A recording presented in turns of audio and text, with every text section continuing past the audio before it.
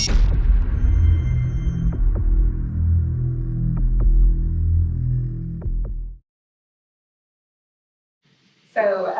thank you to Lutz and to the BIA for the invitation to speak to you this evening. It's a true honor to be part of this event in memory of Gina and to be giving a talk about Sinope, a place that we both love. And indeed, our very first interaction, which was about a piece for Heritage Turkey, I didn't realize that was Gina's baby. I learned that Gina had been part of the Chiflin excavations just outside Sinope with Stephen Hill, as we've heard, and it was clear how important that time that she spent in Sinope was to her.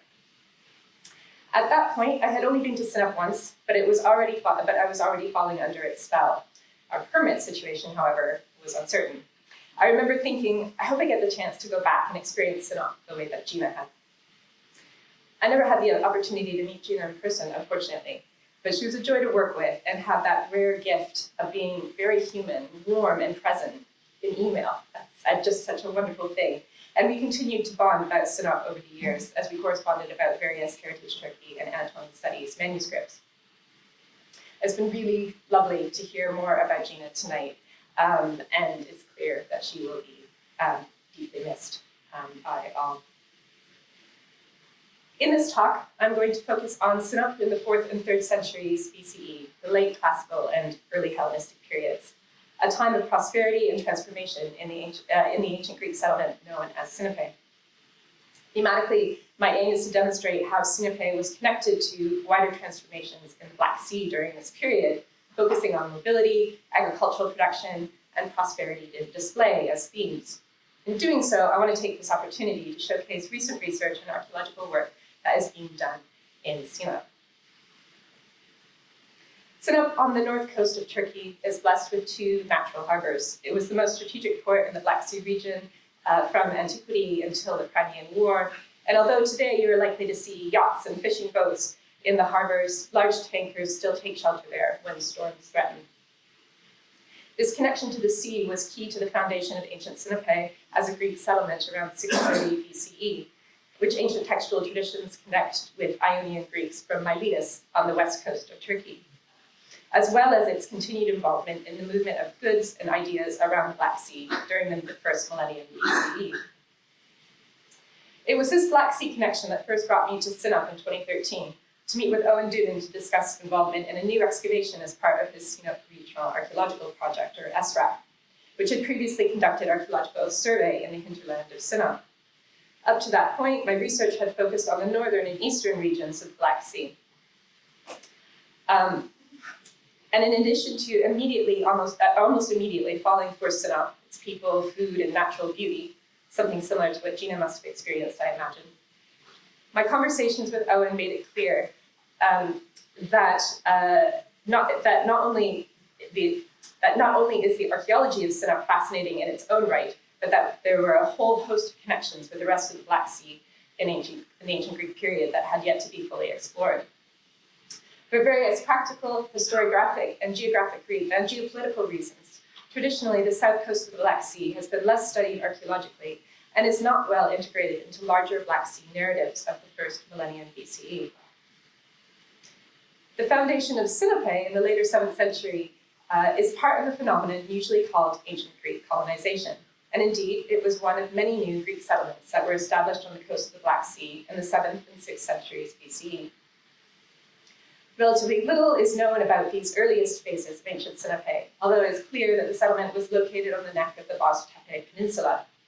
From the 4th century BCE, however, the evidence for the urban form of Sinope, its connections to its hinterland, and interactions with the rest of the Black Sea world grows exponentially, including material that has long been known, such as Sinopean amphorae that are found in large numbers around the Black Sea, as well as new results of archaeological work that has been conducted in the last 10 years or so by the Sinope Museum, Turkish and international colleagues. The 4th century and early 3rd centuries BCE were a period of dynamic mobility and prosperity in the Black Sea region more generally. On one hand, there was a proliferation of political and economic networks between Black Sea polis, or Greek cities. Intensive trade of wine and oil, as demonstrated by the amphorae from this period, was part of a highly competitive economy based on surplus agricultural production and intensified diplomatic relationships, as well as the mobility of people within the Black Sea region. In addition, the late classical and Hellenistic periods were characterized by intensified contacts between the Greek communities in the Black Sea and those in the Mediterranean. On the other hand, in the wake of what Hammond has long termed the collapse of the leading powers in mainland Greece and the weakening of the Persian control of Anatolia, new political dynasties and authoritarian rule developed in Greek settlements, and we can see the rise of regional monarchies around the Black Sea, including the Thracians, Scythians, and Colchians. These kingdoms inserted a new element of hierarchical power relationships into the previous Greek city-based networks of the Black Sea region and fostered an interconnected political elite. These factors combined to make the 4th and early 3rd centuries a time of prosperity and competition in the Black Sea. The Greek settlements were part of what Atama has termed a loose and competitive network, but due to their relative geographic isolation and distance from each other, they were dependent on their own power, enhancing the role of elite competition in order to maintain autonomy. Due to a greater amount of archaeological research, more is known about these dynamics on the northern and western coast of the Black Sea. But the picture emerging from Sinope makes it clear that ancient Sinope was deeply enmeshed in these networks. For the rest of this talk, I want to elaborate on these connections through the themes of mobility, agricultural hinterlands, and prosperity and display.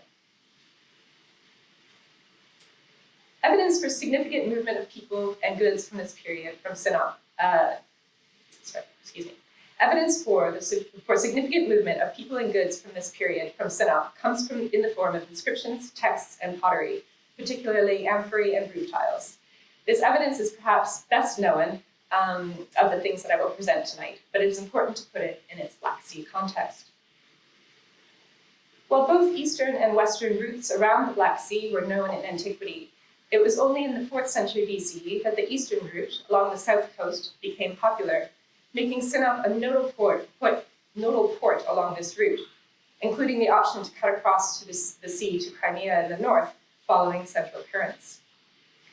The increased use of this eastern route coincides with a marked increase in the evidence for people from Sinope moving around the Black Sea and into the Mediterranean.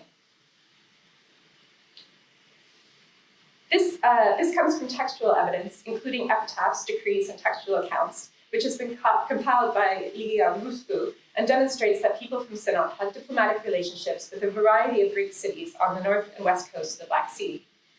In addition, textual sources document the movement of populations from the Sinope region to the Bosporan Kingdom on the north coast of the Black Sea, presumably as agricultural labor. This evidence suggests that Sinope was fully integrated into the networks of movement demonstrated by other Greek settlements from the same period, particularly from the northern and west coasts.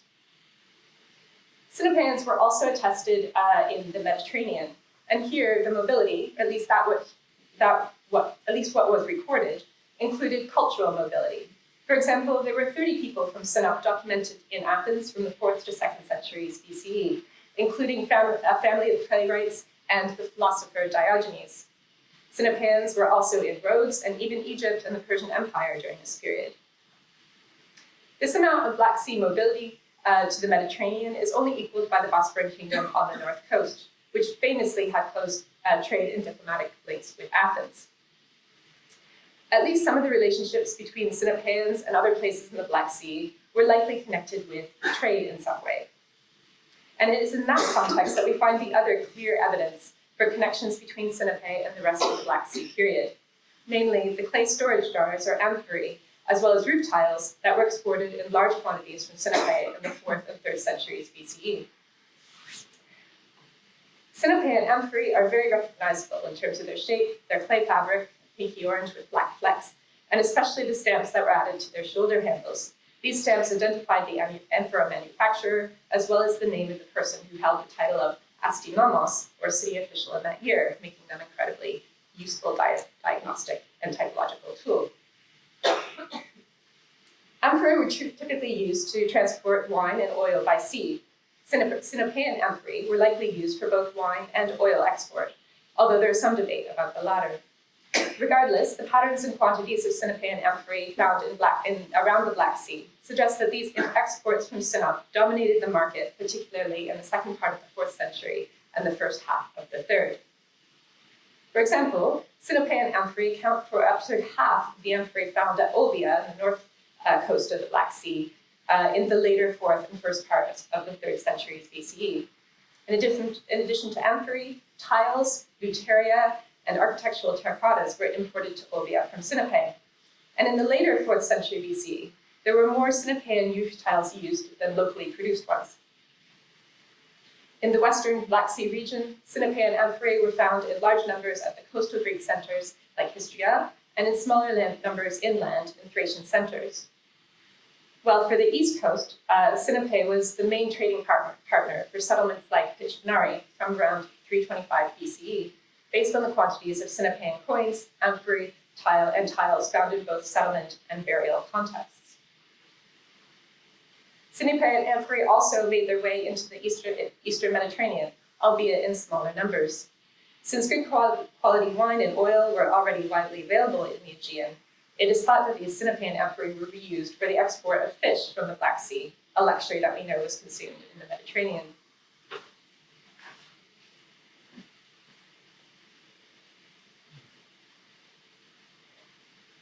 While the amphorae and other goods from Sinope are useful in reconstructing trade networks and establishing the dominance of Sinope in certain markets in the 4th and 3rd centuries BCE, they also suggest that agricultural production and associated industries were significantly increased at Sinope during this period, which brings us to thinking about agricultural hinterlands.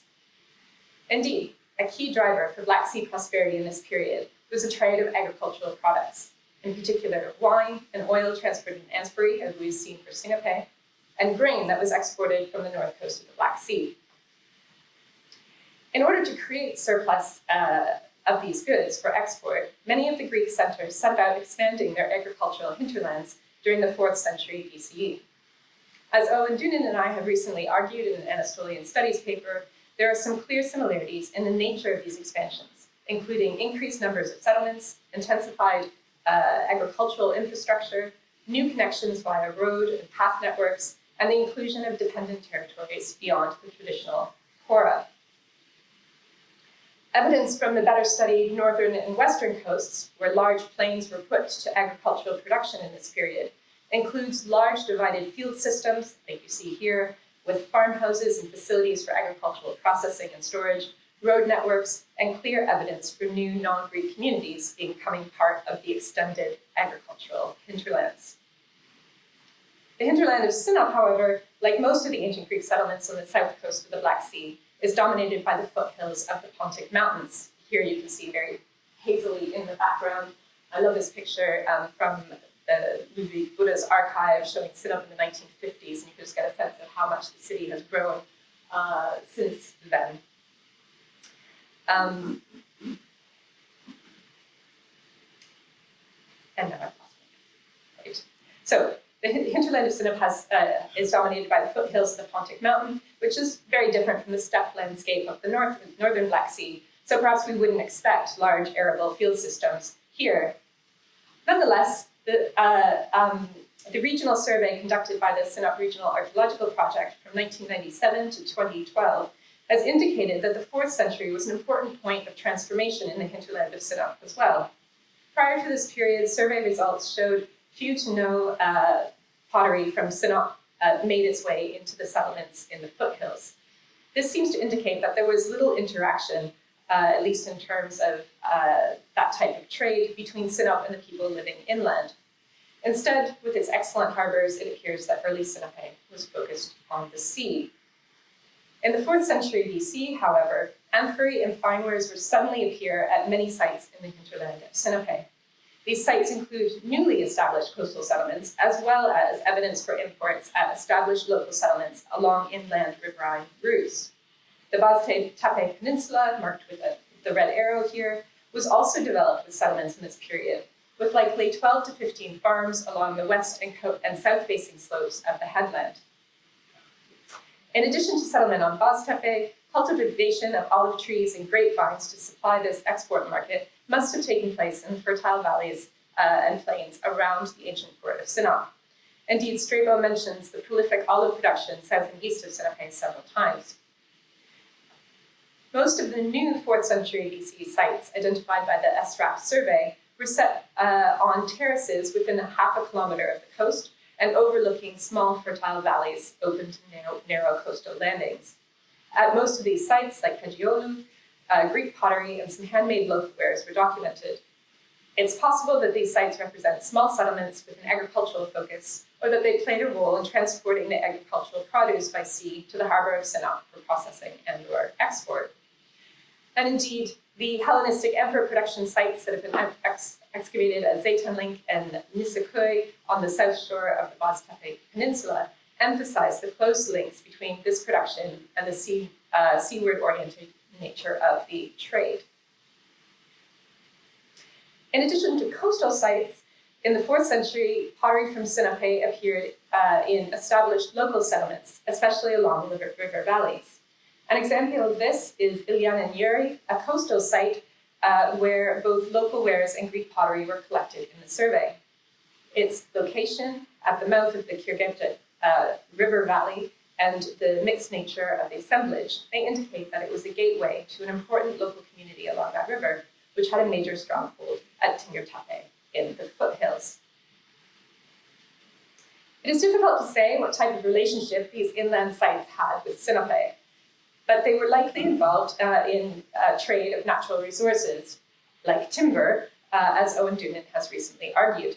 This provides an interesting contrast with other parts of the Black Sea, where evidence suggests that agricultural production was achieved through the use of dependent labor from local populations.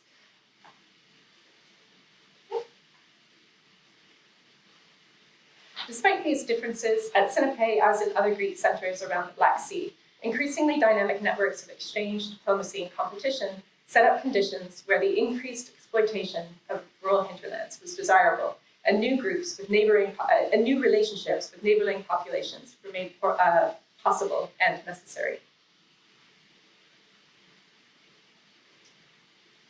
Trade in agricultural products, natural resources, fish, and enslaved people no doubt was a key factor in the prosperity that is evident in the Black Sea region in the 4th and 3rd centuries BCE.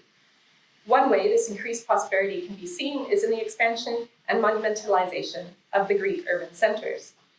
For example, at Olbia in the northwest, there were extensive building activities with many Sinopean roof tiles and a reorganization of the city's layout after a fire in 331 BCE.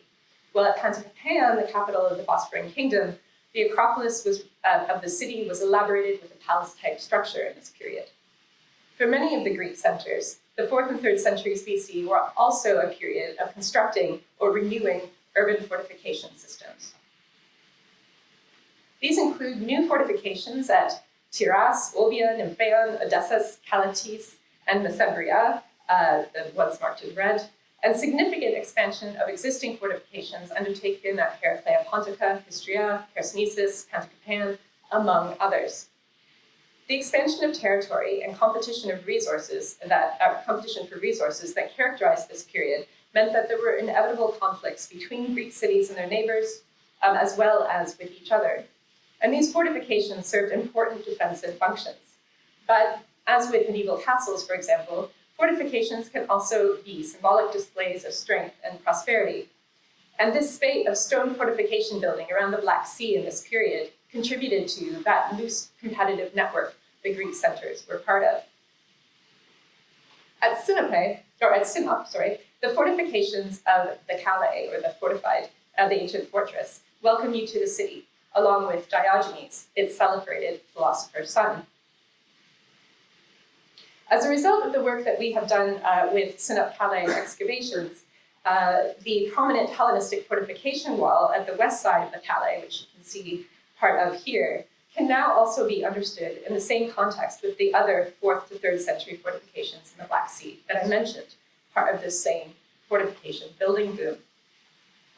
Our first 5 seasons of the project included stratigraphic excavation in the area of the best surviving section of the Hellenistic fortification wall, together with detailed topographic and geophysical survey.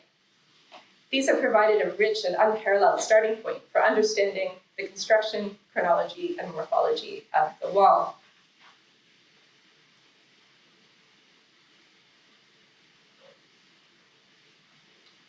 The fortification walls of the Calais have long been the most visible archaeological feature in the town.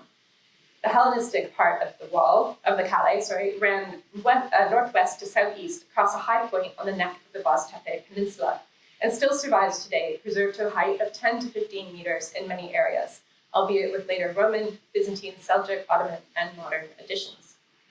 The line of the original Hellenistic defenses, as outlined here in red, was a curtain wall over 300 meters long, with beveled corner towers at each end, and at least 4 further towers punctuating the curtain at strategic intervals. These are towers T30 and T30A to E on this plan.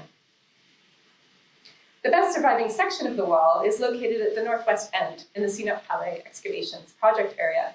This includes the northern Hellenistic tower, T30, with its upper portions rebuilt, an adjoining section of the Hellenistic wall, still standing, although also with upper portions rebuilt and restored, as well as a section of foundations and lower courses of the Hellenistic wall, including a second tower that had been exposed by earlier cleaning in the area by the Sinope Museum.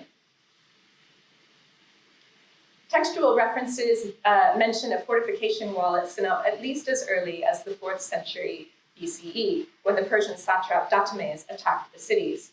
And although no traces of a wall from that period have been identified, our excavations have identified a substantial earlier wall, late Archaic to early Classical, with a stone-faced rampart in the area of the Hellenistic wall, you can see marked here, as well as the foundations for a later Byzantine curtain wall. But regarding the Hellenistic wall, the earliest phases of the standing curtain wall can be roughly assigned to the Hellenistic period more generally, based on its construction with finely drafted isodomic masonry without mortar, bristling with massive square towers and beveled corners at irregular intervals. Other features, such as the series of arrow and bolt slots with projecting lintels, are unparalleled, however, and the wall can't be dated more precisely on purely stylistic terms. As a result, traditionally its construction has been associated with the period that Sinope was capital of the Pontic Kingdom in the 2nd or early 1st centuries BCE. But Sinope Calais excavations have provided the first stratigraphic evidence for dating the wall through our excavations of over 10 meters of the foundation trends associated with its construction. Our results indicate that the wall was built by the mid-3rd century BC, based on the pottery finds in the foundation trench, which does not include anything later than that date. So this Western Hellenistic wall was initially constructed as a standalone curtain, but new discoveries by the Sinope Museum in recent years have indicated that the defenses of Sinope in this period were supplemented by ones to the east of the urban center. Former Sinope Museum director Hussein Viral has recently discovered a tower featuring isodomic masonry with reserved margins and ballista ports very similar to the masonry employed in our Western Hellenistic wall, suggesting that a second curtain wall, or perhaps a harbor fortification, existed here during the Hellenistic period. In addition, the museum has also recently excavated a Hellenistic harbor structure in the same area, allowing the early urban form of Sinope in this period to slowly emerge. Placing Sinope's fortification wall in this early Hellenistic context, the first half of the 3rd century BC, as our Sinope Calais excavation works indicates it belongs, suggests then that it is another example of Sinope participating in early Hellenistic networks of socio-political interactions in the Black Sea region. The new and technologically sophisticated monumental stone fortification at Sinope was defensive to be sure, but needs to be understood as a display of strength and prosperity of Sinope in the context of a broader investment in large-scale, in the context of the broader investment of the large-scale stone fortifications that can be seen in other cities in the Black Sea during the same period. Our understanding of the urban development of early Sinope is expanding rapidly, thanks to topographic studies by Claire Barat and Owen Doonan, research on the Buddha archive. This is documentation from Ludwig Buddha's and Ekrem Akragal's early and largely unpublished excavations in Sinope in the 1950s. This is work that I've been doing with my colleagues Ulrika Kroschek and Sue Sherrick, who's here tonight, and especially excavations conducted by the Sinope Museum throughout the city. All of these are contributing to our understanding of what early Sinope looked like. one of the most exciting finds has been the evidence, well, for me at least, has been the evidence for expansion of ancient Sinope to the east, onto the slopes of the Boztepe Peninsula, with a series of villas that have been dated to the 4th century BCE. These villas are characterized by stone pebble mosaic floors, with often elaborate vegetal motifs and figural scenes. The first of these mosaics was actually discovered by Ankara and Buddha in under the 2nd century BC temple that is now in the garden of the Archaeological Museum and only published briefly. But more recent museum excavations have found part or whole pebble mosaics in 6 other sites further east on the slopes of Boztepe. And just last year, Professor Gulgen Korolu of Mimar Sinan Fine Arts University, her excavations at the Balatlar complex have uncovered another, you see the tweet here about that. Professor Hazar Kaba from Sinope University and Ere Aksoy from Sinope Archaeological Museum have recently published the mosaics from one of these villas in the Yalnizlar neighborhood, the first full publication of any of the Sinope mosaics. This paper, published in Anatolian Studies last year, is dedicated in memory of Gina, who strongly encouraged the authors from the early stages of the article's preparation, and I'm really pleased to be able to present the results of it here tonight. Kaba and Aksoy present the 2 surviving mosaics from the villa, one with a Macedonian style star surrounded by a vegetal motif, and the other with a central scene of Orotes hunting a lion griffin, surrounded by a band of Orotes riding sea creatures. The authors identify these mosaics as belonging to antechambers of andrones, rooms where men would gather to drink in the symposium. The mosaics date to the mid-4th century BCE and have strong parallels in terms of iconography to other examples from the Aegean Greek world, and in particular with the famous pebble mosaics from Pella, the capital of the Macedonian kingdom. The Yalnizlar house, like the others with pebble mosaics, was located on a terrace overlooking the city and the sea on the slopes of Boztepe. Unlike this recent view from the slopes of Boztepe, in ancient times this would have been an extra-urban setting in between the city and the newly developed agricultural territory on Boztepe. It's not hard to imagine that the owner of the Yalnizlar house was in some way connected to the prosperity associated with the agricultural production on that land. The mosaics there were designed to display status and wealth, and thus played a role in elite competition in Sinope. There are a few other pebble mosaics known from the Black Sea region, but these are understudied and not well published. Nonetheless, it is clear that Sinope was a significant center for this type of floor decoration in the region, and the city's wealthy elite developed a fashion for decorating their new extra-urban houses in this way. This particular type of elite display may have been unique to Sinope in the Black Sea world, but there is one place where we can see elite display and competition in the 4th and 3rd centuries BCE, everywhere in the Black Sea, the funereal realm, especially monumental burials.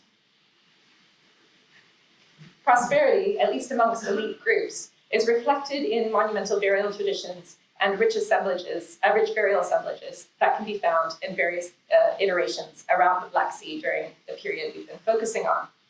Perhaps most famously, it is in this period when we see the largest and most lavishly provisioned burials of elite in the non-Greek populations around the Black Sea, especially those of the Scythians and the Thracians in the northern and western regions. Although these two are distinct traditions, the similarities between them are clear in a formal sense, from the large size of the mounds with burial chambers in timber or stone, to the prevalence of horse burials, tack, and imagery, as well as lavish burial assemblages that included gold and silver armor, vessels, jewelry, and clothing, plaques, as well as Greek pottery. To this picture, we can also add the so-called golden graves of Vani in the Colchis region of the eastern Black Sea. With their pebble mounds and evidence for horse burial, as well as grave goods that included large quantities of gold and silver, they speak the same language. But as I argue in a forthcoming paper, we can also see an increasing investment in monumental and lavish burials in the Greek centers of this period. And just for example, I'll show you some finds from the Pavlovsky kurgan from the Bosporan Kingdom here. Elite in these Greek cities were also engaging in competitive display at death, using some of the same monumental vocabularies of the powerful non-Greek groups around the Black Sea. The use of mounded or architecturally monumental burial markers, increasingly rich burial assemblages, and developing new styles of monumental burials that draw on those of the neighboring populations. As in other Greek cities of the Black Sea, in Sinope, it's clear that burial was another venue for elite display and competition. For example, the marble lion and stag pedimental sculpture that is currently displayed in the Sinope Museum indicates the presence of architectural tombs from this period. Dated from the second quarter of the 4th century BCE, the pediment was part of a large-scale architectural tomb. The sculptural group depicts two lions attacking a central stag and measures 2.2 meters long. It was discovered to the west of the city along the coast with a view to the sea and Achaemenid, ancient Hymenate. This area was part of a larger necropolis region of Sinope, but it was in a particularly prominent coastal location. The pedimental nature and style of the stag group certainly suggests a Greek architectural frame in the original monument. And Akragal and Buddha's excavations in this area in the 1950s revealed multiple stone sarcophagi and an extensive stone setting with a stopple 2.8 meters long. That was likely the foundation of a large architectural tomb. While in other parts of the Black Sea, burial mounds were a more common way of marking monumental burials, architectural facades in the region of Sinope can also be found in tombs of the Paphlagonian rock-cut tombs that are located in the Pontic foothills to the south of Sinope. And these earlier and contemporary monuments likely impacted the vocabularies of display used by Sinopean elite, along with rock-cut tombs from Persia and other Anatolian tomb traditions, in a similar way that, say, the Bosporan elite were influenced by the mounded burials of the Scythians in their hinterland. And there were some mounded burials at Sinope, a new tradition of burial mounds with rock-cut chamber tombs from the Hellenistic period appeared on the Boz-Tepe Peninsula. The largest group on the western slope of the city, on the western slope of Boz-Tepe overlooking the city, is Sahen Tepeze, while another group of these burials was located by the SRAP survey on the eastern tip, looking out to sea. Here you can see these tombs in the 1950s from the Buddha archive to get a sense of their substantial mounded forms, which are much degraded today. Unfortunately, most of these tombs have been looted, so it's difficult to date them precisely or to know what burial ritual they contained. But their locations on high prominent points overlooking the sea and the settlement and the harbor were clearly designed to frame the landscape of Sinope from the sea. Similar chamber tombs have been found in the hinterland of Sinope, and a project by Professor Mete Aksan from Sinope University documenting all the chamber tombs in Sinope province will provide a great new perspective on the role of mounded burials in elite display in Sinope and its hinterland.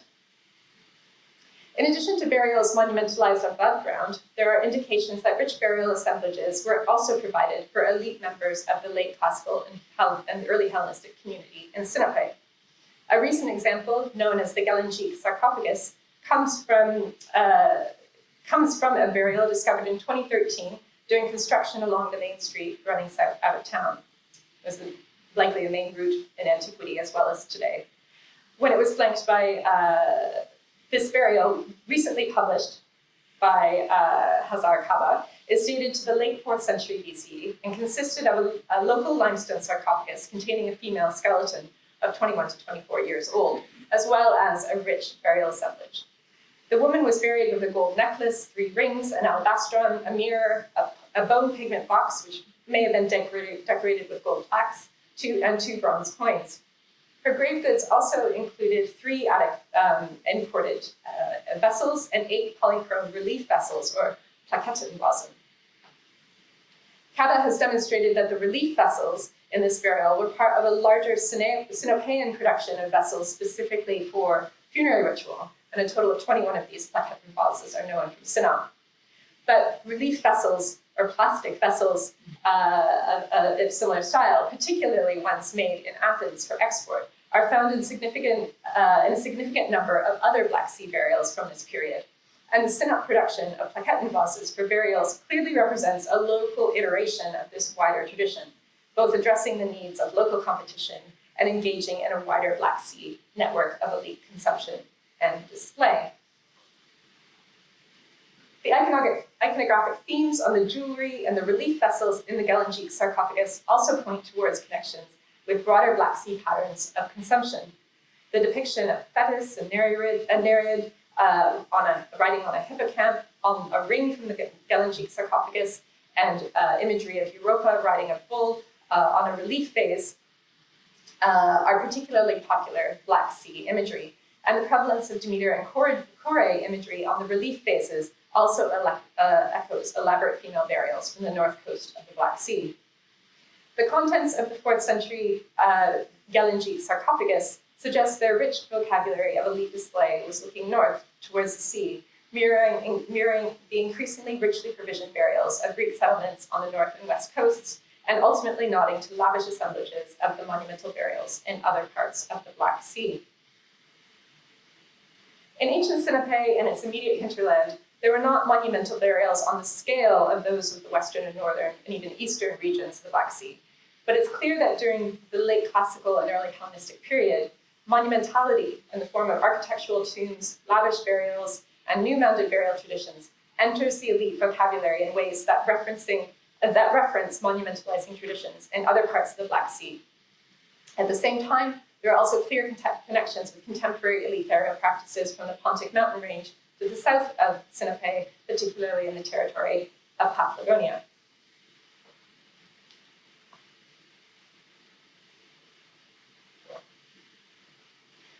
To conclude, I hope I have demonstrated to you the ways in which ancient Sinope was an integral part of the political and economic networks that created an environment of prosperity and competition in the Black Sea during the 4th and 3rd centuries BCE. The recent work that has been done in Sinope has been vital to my task of bringing Sinope and the south coast of the Black Sea into dialogue with the rest of the region. Without this holistic integration, our understanding of ancient Sinope, and indeed of the larger Black Sea region, would only be partial. Excavation work continues apace in Sinope, with the recent development of the Sinope Valley Medani and the construction of the recent construction of the cultural center in the area of the Western Concave necropolis. Our colleagues at Sinope University are very active, working in conjunction with museum staff to publish material, and there are prospects for future international collaborations. It is exciting to contemplate how our understanding of ancient Sinope will unfold in the years to come, an excitement I'm sure Gina would share. The BIA has a long tradition of supporting work at Sinope, of which Gina was such a valued part. I'm grateful for their support for my work and that of my colleagues through publications, and for this opportunity to speak about Sinope in honor of Gina.